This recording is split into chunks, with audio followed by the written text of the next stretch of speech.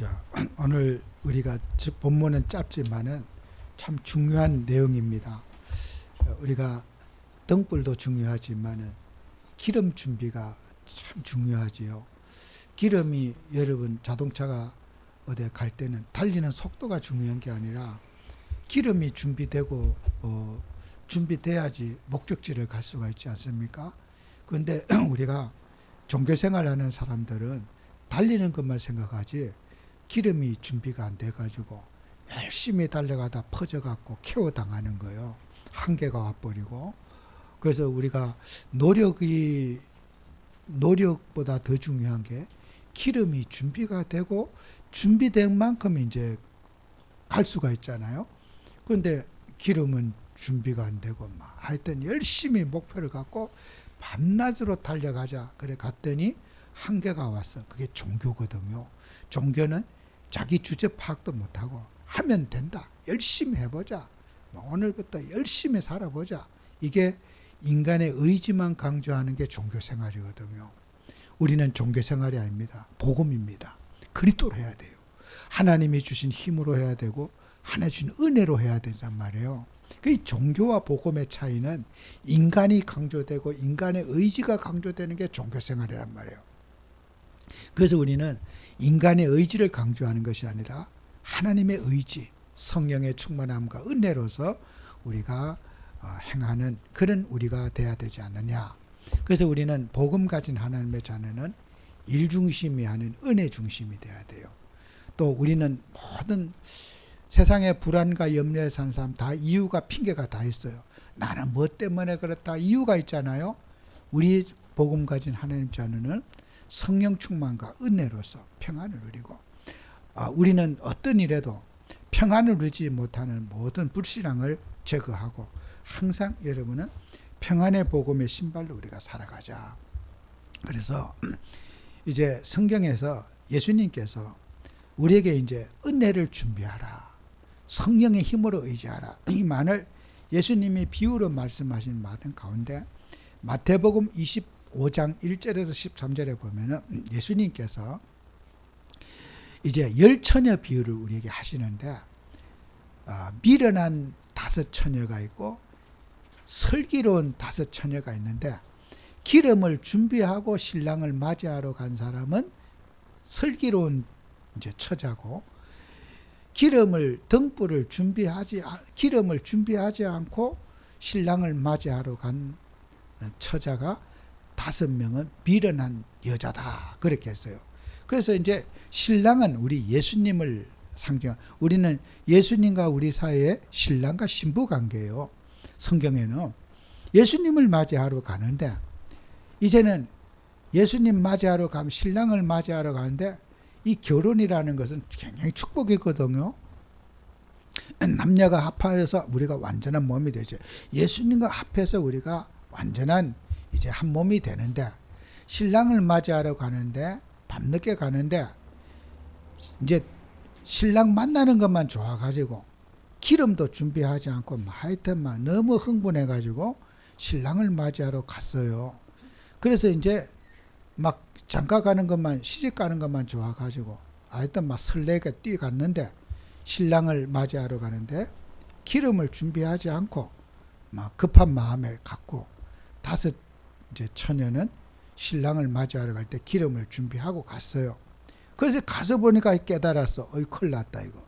신랑이 언제 오실지 모르는데 기름이 이게 깔랑깔랑 까딱까딱 하니까 그래 이제 빌려달라 그랬어요. 기름 좀 빌려달라 했더니 신랑이 이 친구도 나 당신 빌려주고 나면은 내가 지금 신랑 만나서 우리가 결혼하고 신랑을 맞이해야 되는데 이 좋은 경사스러운 정말 신랑을 맞이하는 시간에 내 기름이 부족하면 당신도 낭패고 나도 낭패고 둘 다 망가지지 않느냐. 못 빌려주겠다. 그랬더니 이게 5 처녀들이 그런 기름 사러 그때서 간 거예요. 기름 사러 간 사이에 신랑이 도착을 한 거야. 그래서 이제 신랑이 5 처녀는 기름 사러 간 사람은 신랑이 바람 맞았잖아요. 내가 아내를 선택하려고 왔는데 여자가 도망가고 없어. 기름 사러 갔는데 이제 신랑의 입장에서 이게 도망간 걸로 생각될 수밖에 없잖아요. 그래서 이제 그 미련한 다섯째는 시집 못 가고 미련한 저 슬기로운 기름 준비하는 신랑을 맞이했다는 그 내용을 우리에게 하고 있어요. 그래서 우리는 모든 일에 은혜를 받아야 된다. 힘을 얻어야 된다. 그죠? 종교는 뭐요? 내 열심, 내 주장. 주제도 안 되면서 주제 파악도 못하고 열심히 하면 된다. 이게 종교 생활이잖아요. 우리의 열심은 은혜 속에 있는 열심이어야 돼요. 그죠? 은혜 속에 있는 열심이 돼야 하는데 자기 주제도 모르고 맨날 골방골방하고 시달리고 갈등하면서 전도하러 다닌다. 왜 전도 당합니다. 그렇게 가면은 여러분 불신자가 고통받고 고민하고 있는데 인상 팍팍 쓰고 짜증내고 성질내고 기름 다 떨어져 가지고 그렇게 가면 어떻게 돼요? 불신자에게 이제 전도하러 가고 전도 당하고 와요. 불신자가 가지고 있는 그런 여러 가지 잡다한 거 다 덮어 쏘고 와갖고 집안이 더 불안해지고 인생이 더 고달퍼진단 말이에요. 그죠? 우리는 전도가 중요한 게 아니에요. 은혜가 더 중요한 거예요. 은혜 속에 주의 일을 해야 되죠. 그죠? 우리가 기름이 왜 이렇게 다 됐는지 안 됐는지 누가 알아요? 운전자가 더 잘 알아. 운전자가 게이지를 항상 기름 게이지를 확인하고 가야 돼요. 운전할 때 기름이 얼마까지 갈 수 있는지 그거 다 안 보는 사람 그건 운전자가 아니에요. 내가 어디까지 가서 주유를 해야 될 것인지 그거 확인 안 하는 운전자는 그건 도란 거예요. 그죠? 기본이요. 내가 어느 상황에도 누림이 되고 은혜가 되고 기쁨이 되도록 내가 힘들다, 짜증이 난다, 불편하다. 내 영적 컨디션을 내 스스로 확인하고 체크해야 되잖아요. 이거 누가 도와줄 수 없는 일이라고. 내 영적 컨디션이 어떤 상태인지, 내가 은혜가 충만한지, 내가 여러 가지로 힘들어 있는지를 우리 자신이 영적 컨디션을 늘 확인하는 것이 기름 관리다. 등불이 중요한 게 아니고 기름이 관리가 돼야 된다. 그지? 오늘 본문의 짧은 내용이지만은 기름 관리를 해야 된다.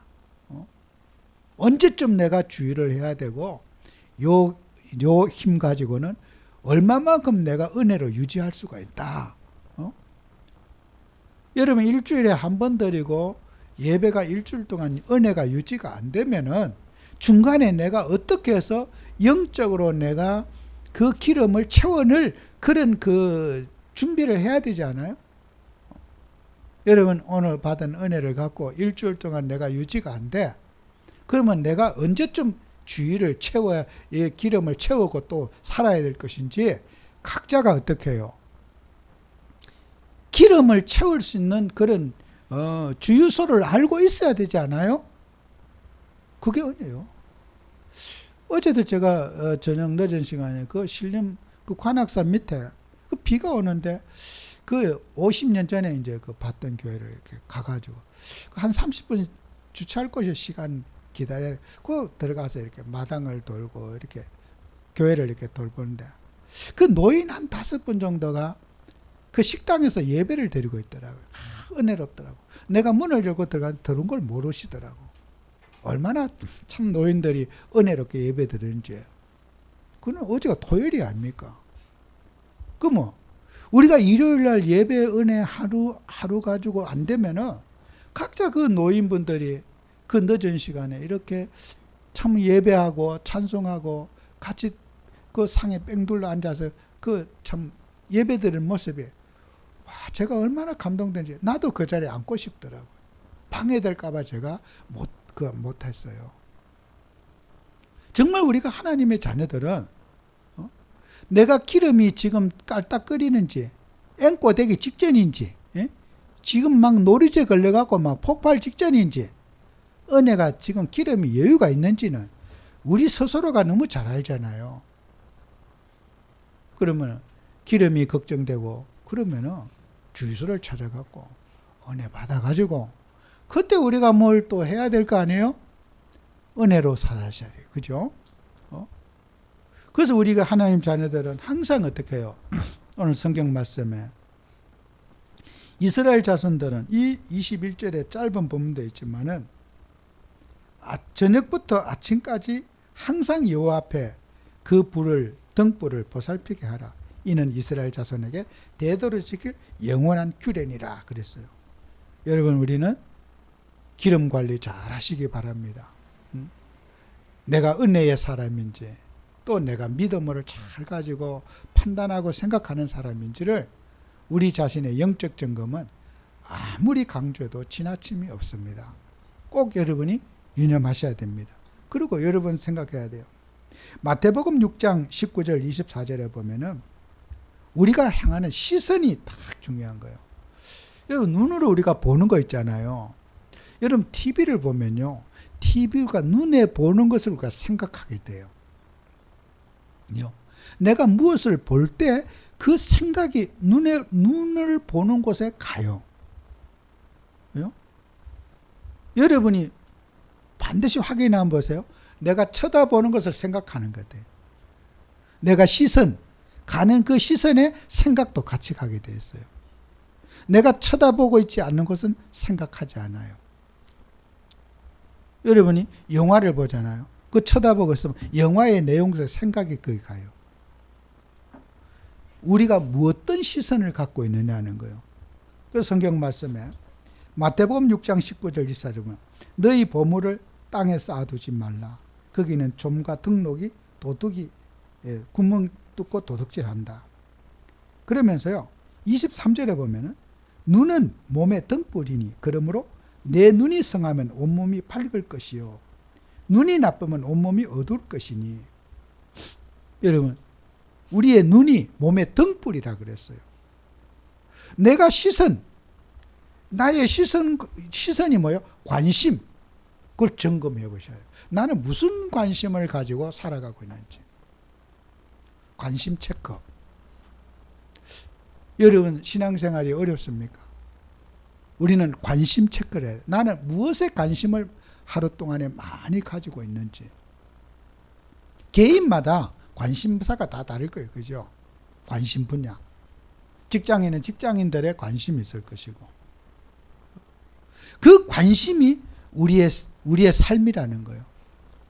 그 각자가 내 관심사를 점검하지 못하면은 영적 생활 안 됩니다. 나는 무엇에 24시간 동안에 깊은 관심을 갖고 사는지 관심 점검을 해 보셔야 돼요. 남이 관심 갖고 있는 건 잘 보이지만은 내 관심은 객관적으로 잘 드러나지 않아요. 저도 그래요. 남이 어떤 것을 할 때 나도 저랬었는데 하고 내가 보여지는 거예요. 타인의 관심사를 보면서 나도 저랬었는데 관심사가 보이는 거예요. 자신의 관심사를 살피는 것이 내가 바라보는 시선이 내가 무엇을 바라보는지를 모르는 게 문제인 거예요. 그죠? 내가 무엇을 바라보고 있는지를 내가 알아야지, 인지해야지. 거기에서 우리는 내 관심이 참된 관심인지 틀린 관심인지를 점검할 수가 있잖아요. 그래서 우리는 나의 관심, 시선이 그 사람의 몸의 등불이라는 거예요. 그죠? 관심이 있는 것은 이제 불이 비춰진다는 거예요. 그죠? 몸의 등불. 여러분, 우리의 관심을 점검해보는 축복을 받으셔야 돼요. 우리가 많은 사람들이 내가 누군지를 모르고 살아가는 경우가 많잖아요. 그래서 23절에 눈이 나쁘면 온몸이 어두울 것이니 그러므로 내게 있는 빛이 어두우면 그 어둠이 얼마나 더하겠느냐. 잘못된 관심을 갖고 산다면은 그 관심은 마음이 가고 행동이 잘못된 관심으로 가게 된다는 거예요. 눈으로 쳐다보는 것이 생각이 가고 행실로 마음으로 몸이 움직여지니까 사람이 잘못된 관심을 갖고 있으면 잘못된 행동을 하게 되고 잘못된 결과를 낳는다는 거예요. 그래서 우리는 관심 치유 반드시 하셔야 돼요. 내 관심을 점검해 보셔요. 내가 옳은 관심을 갖고 있는지 틀린 관심을 갖고 있는지 여러분이 항상 점검해 보셔야 돼요. 내가 생각을 맹종하거나 내 생각을 절대시하지 마시고 내 관심을 정말 하나님 앞에 옳은 관심인지 틀린 관심인지 살펴보라 그러죠.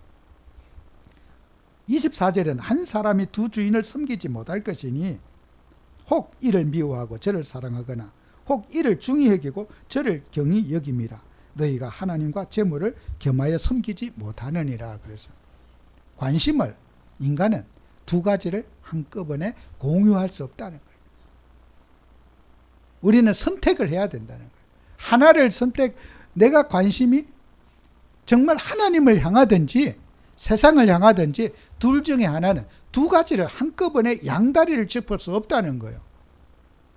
여러분의 한 육체 속에 생각은 하나지 두 개가 될 수 없다는 거예요. 정말 믿어집니까?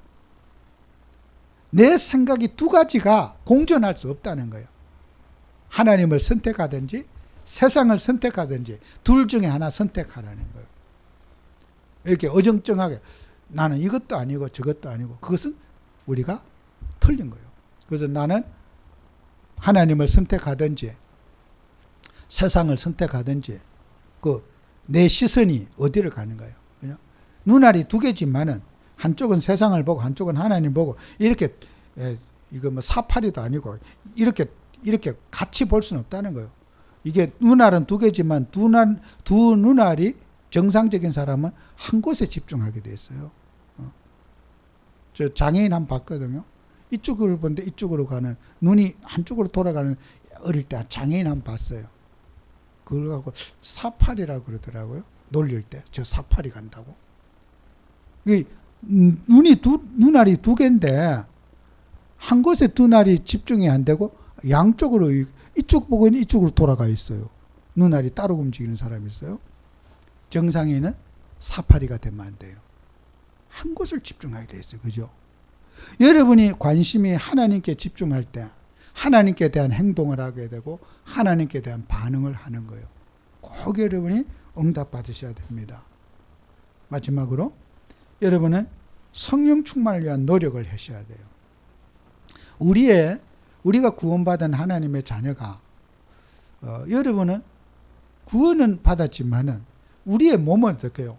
내가 세상의 육신 속에 있어요. 우리는 세상 체질과 세상 염려, 갈등이 내 속에 있어요. 늘 우리는 복음을 들어도 아까 욥처럼 늘 불신자가 당하는 어려움 당하면 어떡할까? 주변에 많이 듣잖아요. 저래서 망했구나. 저 사람 성공했구나. 듣다 보니까 나도 모르게 구원받은 하나님의 자녀도 나도 불신자처럼 될 수 있다고 하는 불안감과 압박감이 우리에게 있는 거예요. 야, 우리도 정신 못 차리면 저렇게 성공했다고 자랑하더니 저 망했구나. 나도 들을 수 있지 않을까? 그죠? 그래서 우리가 어떻게 해요? 세상을 이기려면은 그 불안을 이기려면은 성령 충만을 받아야 되는 거예요. 그래서 베드로와 사도행전 3장에 보면은 베드로와 요한이 제9시 기도 시간에 성전에 기도하러 갔어요. 여러분 이 기도 내용은요 해본 사람이 알아요. 9시는 오후 3시입니다. 아침 저녁으로 기도하는 것과 오후 3시가요 엄청 해도 맑고 사람이 일할 때예요. 그죠? 그때 정시 기도한다는 사람은요 보통 사람이 아니에요. 여러분이 일하다가 업무하다가 오후 3시에 기도한다. 그 사람은요 완전히 성령 충만한 사람이에요. 오후 3시에요 기도할 생각을 하는 사람은 정상적인 사람 저 아니라고 봐요. 저도 기도해보면 그래요. 낮 점심 먹고 오후 3시에 내가 기도한다. 그 사람은 기도에 완전히 뿌리가 내려있지 않고는 그런 생각을 할 수 없는 사람이에요. 베드로와 요한은 유대인으로서 어릴 때부터 정시 기도를 하던 사람이기 때문에 몸에 기도의 체질이 되어 있는 사람이에요. 유대인이라면은 이 정시 기도를 안 하면은 유대인에서 조직에서 탈락되는 거예요. 유대인 공동체는 정시 기도를 반드시 해야 될 사람이에요. 그 어릴 때부터 베드로와 요한은 뭐예요? 보고 믿기 전에 기도가 몸에 뿌리 내린 사람이에요. 완전히 기도의 삶이 되어 있는 상태에서 그리스도를 깨달았게 된 거예요. 우리는 기도의 체질이 안 돼 있는 상태에서 복음을 알으니까 이제 육이 내 마음대로 놀아요. 그죠? 복음 따로 몸 따로 이제 이렇게 놓는 거예요. 하나님께서 초대교회 사도들에게 완전히 기도에 체질되어 있는 사람을 하나님이 복음을 알게 하셨어요. 그래서 이분들이 정말 초대교회를 뒤집는 역사가 일어나게 된 거예요. 그럼 우리가 유대인과 지금 안 되는 게 뭐예요? 우리는 기도의 체질이 안 돼 있는 거예요. 우리는 복음은 가졌지만 기도가 안 돼서, 기도가 안 된다는 뭐예요? 성령인도를 못 받는 거란 말이에요. 그러니까 베드로와 요한이 기도하러 가면서 예루살렘 교회에 집에서 기도해도 되잖아요. 성전에 가서 기도하러 한낮에 갔어요. 거기에서 어떻게 해요? 가면서 성전 미문에 앉아있는 안전병에게 뭘 달라고 하니까 나는 너에게 줄 게 없다. 아무것도 없다. 뭐 또 주머니에 빈털터를 기도하러 가면서 내가 돈 가지고 간 것도 아니고 아무것도 없다. 나는 아무것도 없다. 나를 뭐 달라고 팍 그냥 동정심으로 팍 달라고 눈빛 보니까, 내게 주목하여 보니까 너 나를 막 뭐 달라고 막 돈 달라고 팍 이렇게 탁 쳐다보고 있는데 눈빛 보니까 막 너무 기가 막힌 거예요. 막 돈이 없으니까 못 주는 거예요. 그 눈빛에. 네가 그렇게 안타깝게 뭐 달라고 손 벌리고 있는데 나는 줄 게 없다. 내게 있는 것은 딱 한 가지가 있다. 나사렛, 내게 있는 것으로 내게 준다. 나사렛 예수 그리스도 이름으로 일어나 걸어라. 네가 달라는 거 나는 못 주지만은 내가 있는 것 줄 거 있다. 나는 그리스도 복음이 있다. 참 위대한 말이죠. 그죠? 여러분, 불신자가 여러분 쳐다볼 때 뭘로 보겠습니까? 육신의 도움을 달라고 눈빛을 보고 막 그 애절한 거요. 어제 내 꿈을 하나 꿨어요. 꿈 얘기 죄송합니다. 어린아이가 너무 막 이렇게 애기에게 부르기래. 내가 지갑을 꺼라고 그 애기한테 돈 10,000원을 꺼내줬어요. 야, 이거 가자 사 먹어라 하고 줬어요. 꿈에 내가 그 애기 주니까 그 애기 엄마가 그렇게 좋아하더라고. 꿈속에서 내가 이 아이가 이렇게 나한테 재롱을 피우는데 내가 그냥 공짜로 받아서 되나 미안해서 내가 가자 사 먹으라고 돈 10,000원을 꺼내줬어요. 꿈 얘기입니다. 그냥 실제 얘기가 아니고. 근데 여러분 보세요. 사람이요. 여러분에게 도움을 요청하고 뭘 달라고 하는데, 그죠? 그 외면할 때, 꼭 필요해서 간절하게 바랄 때, 그게 도움이 되지 못할 때, 그죠? 진정한 인생의 도움이 그리스도가라는 복음이 있는데, 그걸 채식 못한다. 얼마나 안타까운 일이에요. 여러분, 불신자들이 여러분을 보면서 도움받기를 원해요. 도와달라 그래요. 뭘 도와줄까요? 예. 나는 돈이 필요합니다. 돈이 있으면 돈 도와주면 돼요. 그죠? 돈이 없어. 그럼 어떻게 도와줄까요? 우리는 귀한 복음을 전달해주고, 그죠? 베드로와 요한이 돈 안 도와준 것은 잘한 게 아니거든요. 돈이 필요한 사람이 돈을 도와주는 게 그게 정상이에요. 그런데 돈이 없었어요. 하나님이 돈으로 그 도움을 떼울까봐 하나님은 베드로 요한에게 돈 안 줬어요. 진짜 가치 있는 걸 도와주라고 베드로 요한에게 주머니를 빈 손을 주셨단 말이에요. 돈을 안 주셨어요. 저도 돈을 필요로 한 사람에게 누가 나한테 그런다. 저 돈 있으면 돈 도와줄 거예요. 돈이 없으면 어떡해요? 정말 미안하고 미안해. 내가 당신에게 도와줄 건 없는데 정말 예수님을 믿었으면 어떨까? 여러분, 육신의 도움을 구하는 자에게 그 도와주지 못해서 미안한 마음, 그죠?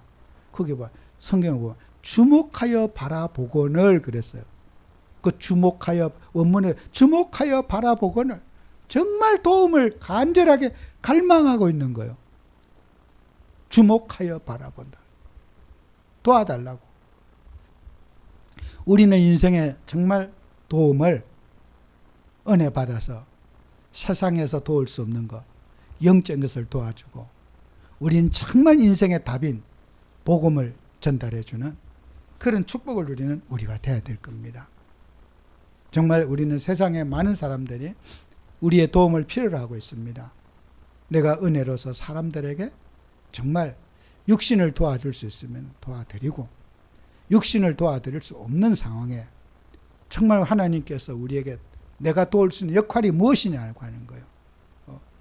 육신의 도움은 필요 없는 게 아니거든요. 반드시 건강이 부족한 자에게 건강을 도와주고, 또 우리는 사람들에게 뭐 여러 가지 부족한 부분을 여러분 도와줘야 돼요. 베드로와 요한은 도와줄 게 없어서 그리스도로 안전뱅이를 도와줬어요. 물론 너무나 정확한 도움이에요.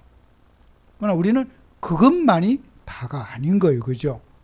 꼭 기억해서 우리는 정말 사람들에게 오늘 말씀의 제목처럼 등대에 기름을 준비하자. 기름 준비된 것만큼 일할 수 있고, 기름 준비된 것만큼 멀리 갈 수가 있다. 그죠? 기름만큼 할 수 있어요.